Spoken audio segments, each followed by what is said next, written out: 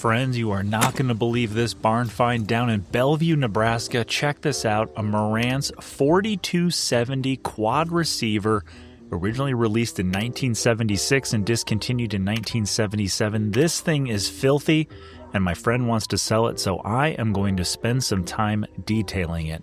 I threw it in the truck and took it home. It's on the bench, and we are going to start with this exterior case, a beautiful wood case using some Method furniture cleaner. I used a microfiber and a toothbrush to get all of the dirt and grit and buildup off of the wood finish on this beautiful case. Now, this top case has a metal mesh cover. I'm going to use some Method all-purpose cleaner to get that cleaned up. Microfiber, toothbrush again. Look at how nice this looks, shiny and rich and full of color. Yeah, there's a few flaws, some scratches and some rust, but it's in really good shape. Now I'm going to move on to the front fascia. I've got my toothbrush out and some all-purpose cleaner with a microfiber and just going over the first pass of this front fascia. Then I've got to remove all the buttons and knobs and start cleaning those out. I use this fiber brush to get all the posts clean.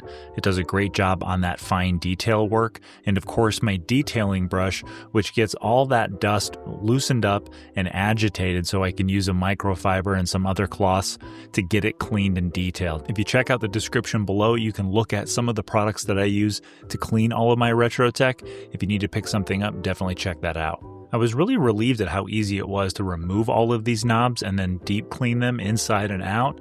Putting them back on is a little bit tricky. You got to get them lined up just right so that the line on the knob lines up with the thing that you're trying to select. But a pretty quick job and makes a huge difference in the overall appearance of the receiver when all this is cleaned up. So here's a little pan of the after. You can see all that dust and grime is removed, but we've got to move on to the back of the receiver, and there is a ton of dust back here.